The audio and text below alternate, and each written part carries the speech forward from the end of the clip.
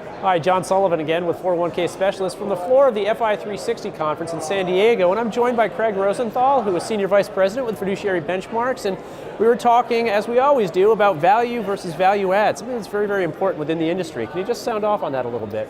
So John, it's great to be here at the Fi360 conference with so many advisors whose value is clearly demonstrated by the processes and the tools that they utilize.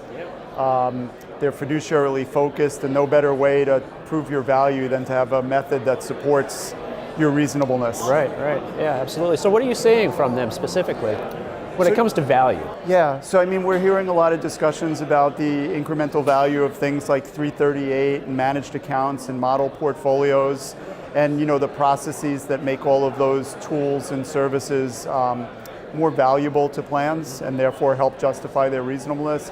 It's really great to be amongst the 10%, if you will, that are the haves. Sure.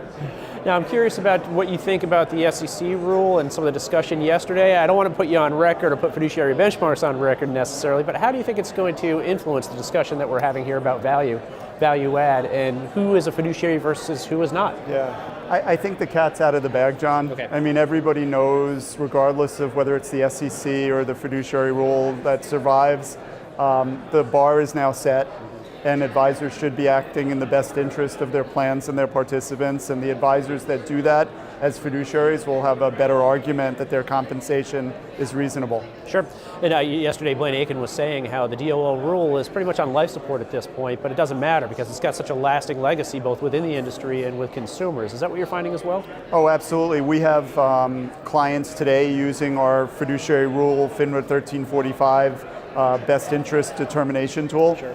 Because they believe that that's the right thing to do. Sure, the regulation isn't there, but the litigation still is, right? Litigation is not going anywhere. If anything, it's going to increase. And it's better to do the paperwork before you get litigated than afterwards. Boy, that is a very, very good point. We're going to leave it there. Craig Rosenthal, thank you so much, Thanks, as John. always. Appreciate it. Once again, I'm John Sullivan with 401k Specialist.